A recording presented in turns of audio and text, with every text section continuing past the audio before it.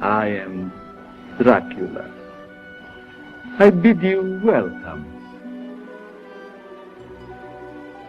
It's alive! Listen to them. Children of the night. What music they make. Google gobble, Google gobble. We belong dead.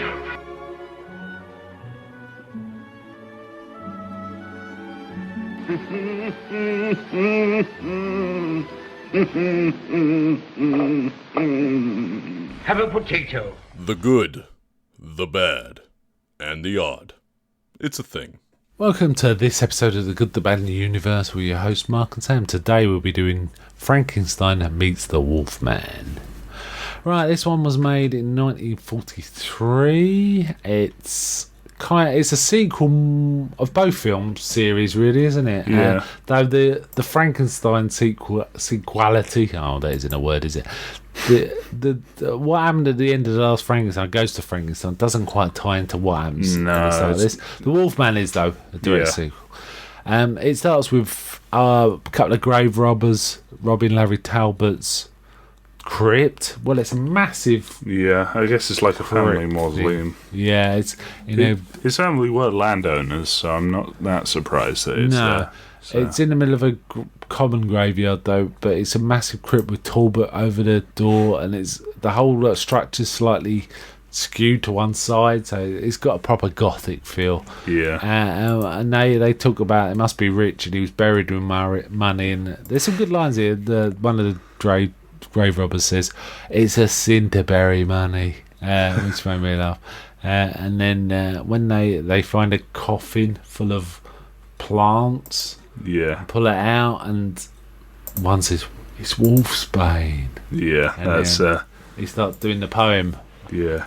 Was it only a man who is pure at heart, who says his prayer by night, can turn to a wolf when the wolfbane blooms and the moon is full and bright. Yeah.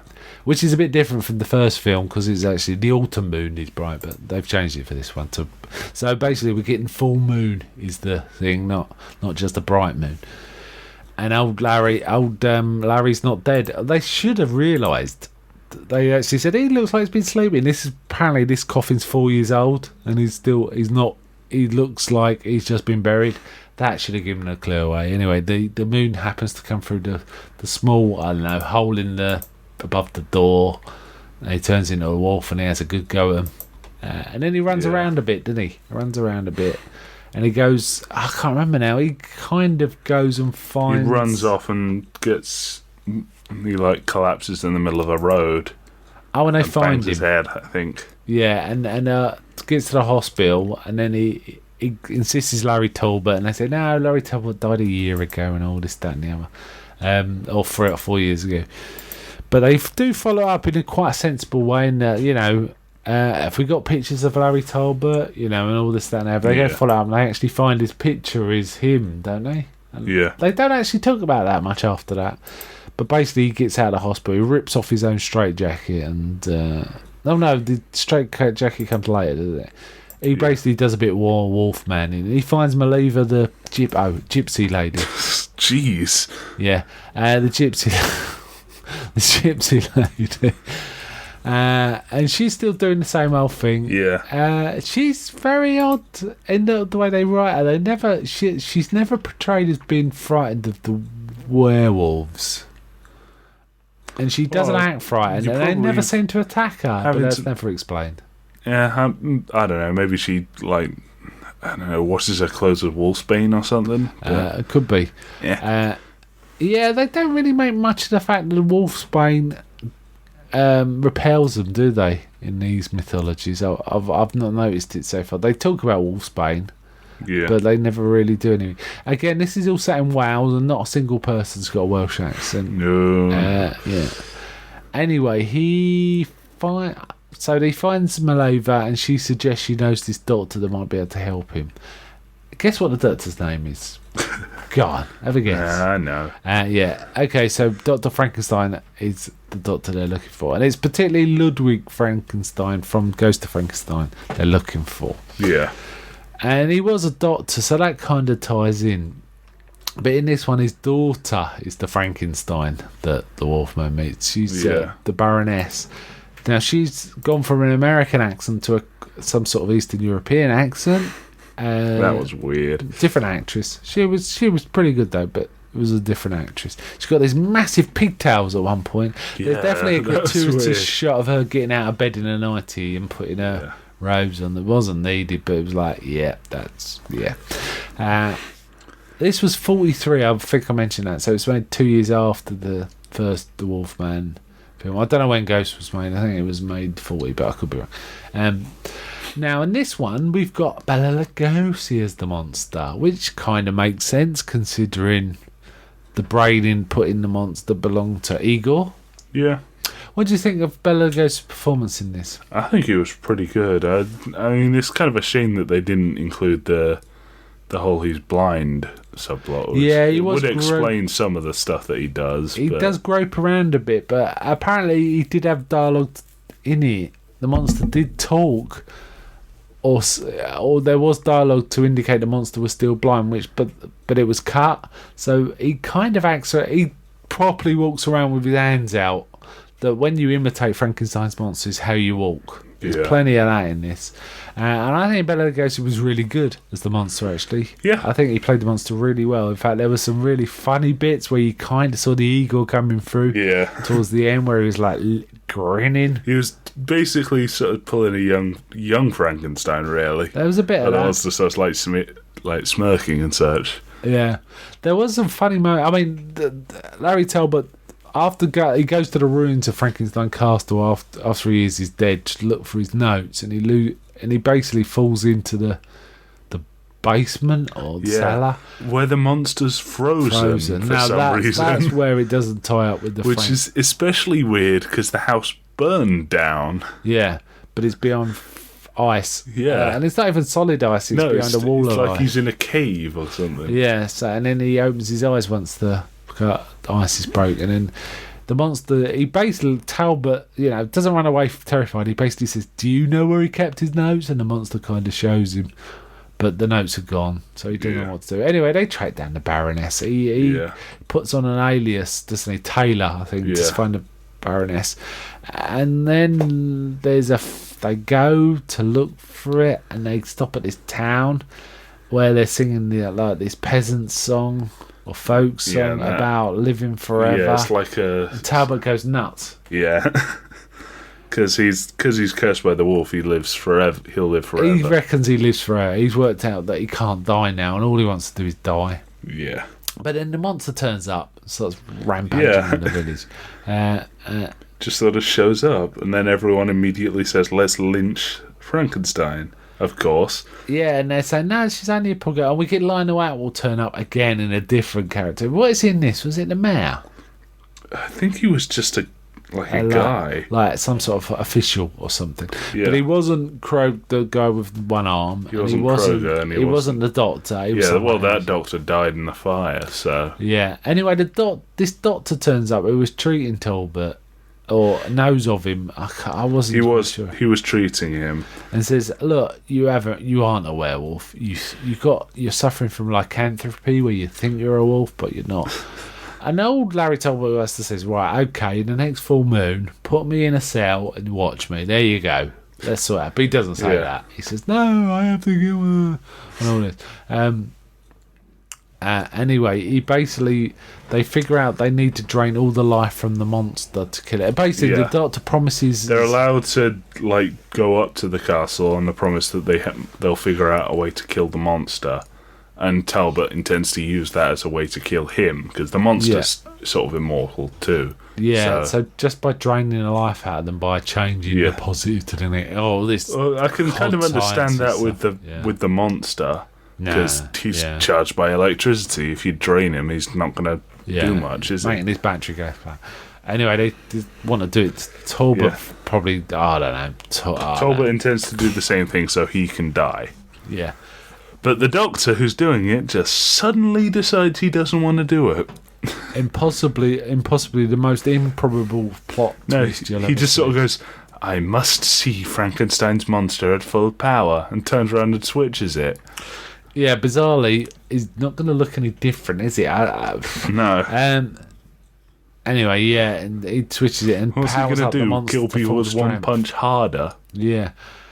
And whilst he's doing this, Elsa is sleeping in, like, I don't know, a dungeon on a flat bed. Yeah, that was weird. She gets up, like, in her nightie with these pigtails that almost go to her knees. They're massive. They're like comedy pigtails. She goes on and says, why are you bringing it back to life? She somehow knows he's bringing it back to life.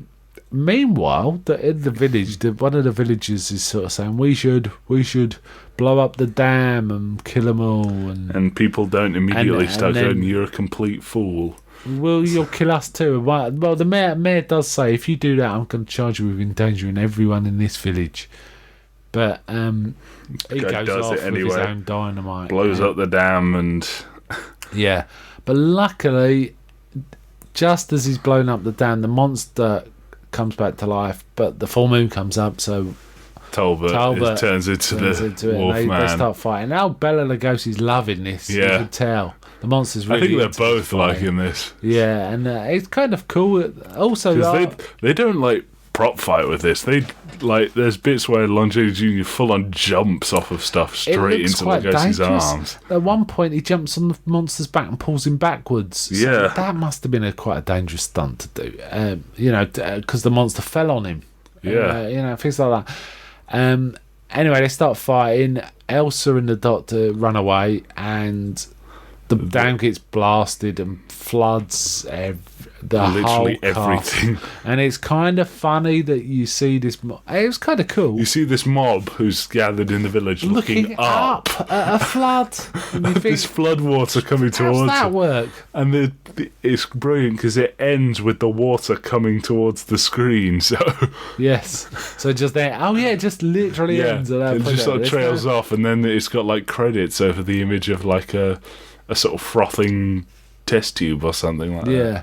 So yeah, this bloke that just blows up the dam with dynamite, and we've never seen a dam before by Frankenstein's castle. This castle's been blown up more times than I don't know. And it somehow keeps changing location. Yeah.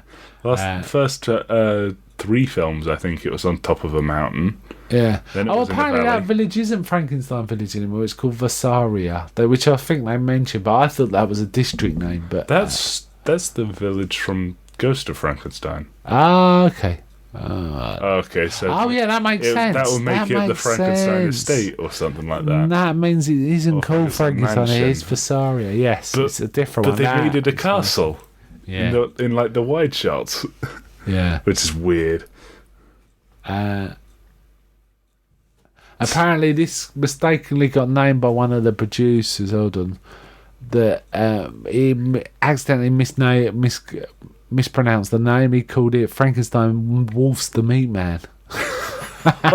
Ooh, Okay. good lord. Yeah, so that it's kind of cool to see this sequel to 2 franchises merging into one. We see more of this. We're going to see more of this. The Universal's like then bring Dracula into it too. It will be kind of cool. It's just a shame they didn't use Bela Lugosi's Dracula until Abbott and Costello meet Frankenstein, bizarrely. But it's good to see old Bela playing Dracula again. Yeah. So that's the second time he plays Dracula. Can you believe that? Yeah. 17-year gap between his first version and the second. He hadn't changed that much though, so it was alright. I like I say, I think Bela Lugosi did a stage job. This was pretty solid. It was working. I kind of like this more than Ghost of Frankenstein. Oh yeah, actually. this was like, if it wasn't sort of being like good to look at, it was being sort of goofy and funny. Yeah. Whereas Ghost of Frankenstein was just kind of boring. Apparently, I was saying that doesn't look like Lugosi. When we first see his face, that isn't Lugosi playing him. It was a stunt man. Because Lugosi was 60 at this point, so he needed quite a lot of, that's tough to walk around. But in a lot of the scenes, we could see it was Lugosi in a lot of scenes. And when it was Lugosi, he was very good, actually. So he did a sterling job for a 60-year-old man who I think at this time was suffering from drug addiction. Though that might not have been at this point. I'm not quite sure. So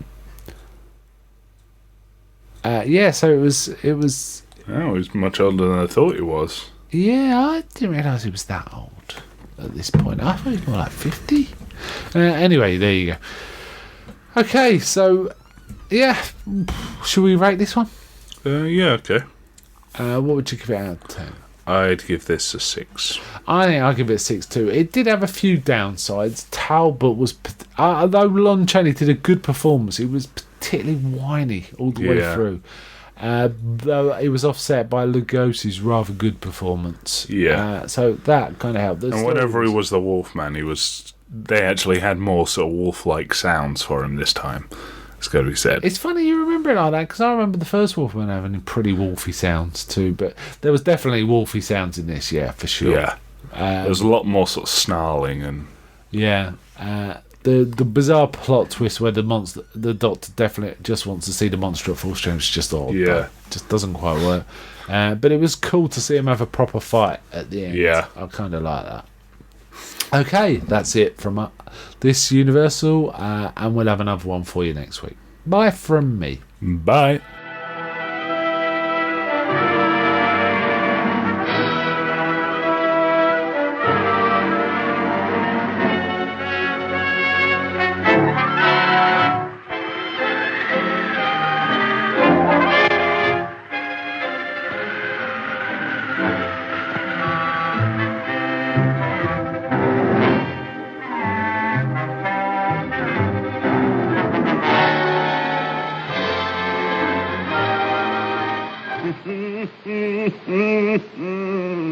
Mm-hmm.